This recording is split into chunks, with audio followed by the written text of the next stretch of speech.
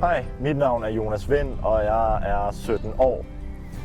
I år er det mit 4. år som biavler.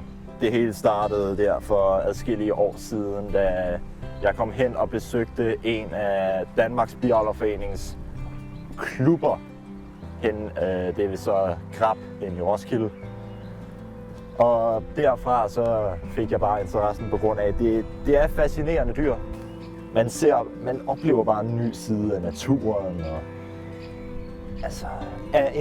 man samarbejder med et dyr. Der er tusinder af dem, men stadigvæk så er de tusinder, der arbejder som et og gør noget, som der er nødvendigt for, at vi kan have alle de her afgrøder, alle de der blomster. Virkelig er vigtigt. Krydse alle fingre, for at vi kan få vendt det her om.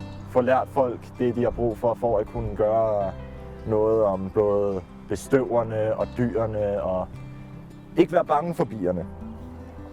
Og måske så lærer du endda noget for livet.